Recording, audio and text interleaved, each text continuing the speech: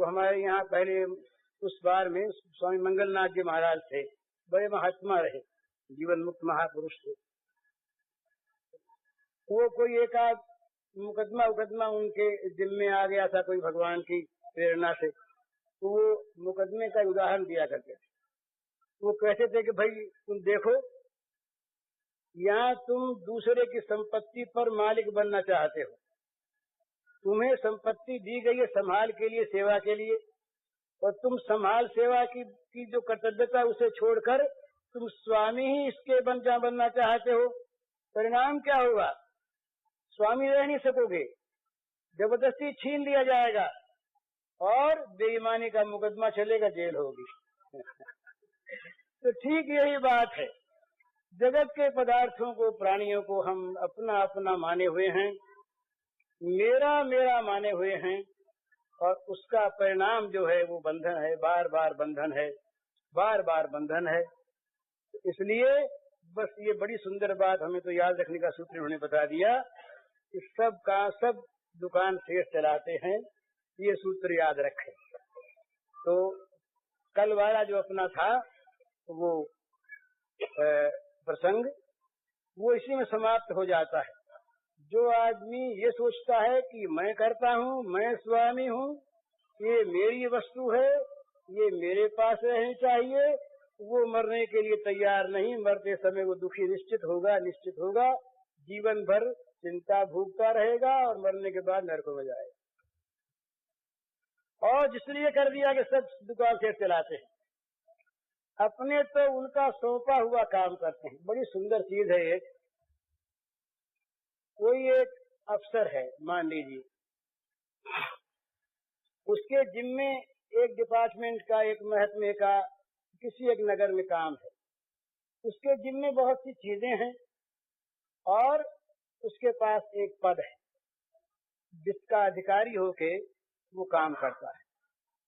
तो अब वो उस गवर्नमेंट का, उस मालिक का वो कर्मचारी है और उसके आज्ञानुसार, उसके कानून के अनुसार अपने को पदाधिकारी कहता, मानता हुआ, सरकार की तरफ से पूरी सही करता हुआ, हस्ताक्षर करता हुआ, ये चीज हमारी है यूँ कहता हुआ सब काम करता है और किसी भी चीज को अपनी मान सकता नहीं। अगर मानता है तो बेईमानी, भ्रष्टाचारी आजकल शब्द बना है, बेईमान।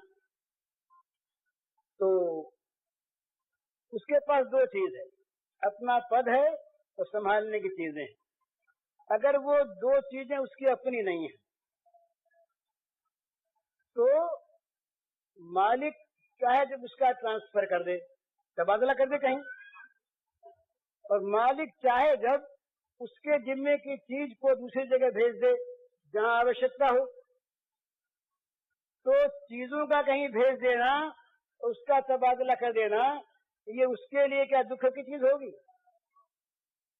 वो तो मालिक का नौकर है, चाहे वो हरिद्वार में रहे और चाहे वो दिल्ली भेज दिया जाए, चाहे वो कानपुर भेज दिया जाए, और उसके पास जो चीजें थी वो अगर दूसरी जगह आवश्यक है तो उस पर ऑर्डर आ जाए कि इन चीजों को तुम वहां भेज दो,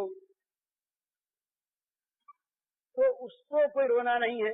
एक मालिक के मान लीजिए 10 जगह उसकी ब्रांचेस हैं, शाखाएं हैं, एक बैंक की 20 जगह शाखाएं हैं, बैंक के अलग अलग शाखाओं के मैनेजर हैं, अपना काम करते हैं, सही करते हैं बैंक के नाम से, भला बैंक के नाम से उनको अधिकार प्राप्त है, सारा बैंक का व्यवहार चलाते हैं। लेकिन अगर हेड ऑफिस की आज्ञा आ जाए कितना रुपया तुम अमुक ऑफिस में ट्रांसफर कर दो, तो क्या वो रोएगा? क्या वो दुखी होगा कि अरे हमारा रुपया कहाँ चला गया? उसे तो हेड ऑफिस की आज्ञा के अनुसार, मालिक की आज्ञा के अनुसार रुपया आवे तो संभालना और मंगावे तो भेज देना। जब तक पास है तब तक संभाल रखना। और अपने लिए भी जब ट्रांसफर का ऑर्डर आ जाए तो बोरिया बंधना ये लोग सब तैयार रखते हैं, बोले न मालूम कब ट्रांसफर का ऑर्डर आ जाए तो यहाँ अगर बंधे रहेंगे तो मुश्किल होगी। हिसाब किताब सारा नक्की, बैलेंस शीट तैयार, अब बुलाता है, बोला हाँ अब तैयार, चाहे जब आ जाए ट्रांसफर। इसी प्रकार से इस जगह ये जो संसार है ये हमारा नहीं, ये संसार की वस्तुएं हमारी नहीं, ये घर के जितने भी ये सदस्य हैं ये सब हमारे नहीं, ये सब सदस्य, ये सारे प्राणी, सारे पदार्थ हमको प्राप्त हुए हैं मालिक की ओर से सेवा संभाल करने के लिए। अगर हम सेवा संभाल करने में कर्तव्य का की अवहेलना करते हैं, चूक करते हैं, तो हम मालिक के नमक हराम नौकर हैं और मालिक की संपत्ति को अपना मान लेते हैं तो बेईमान है।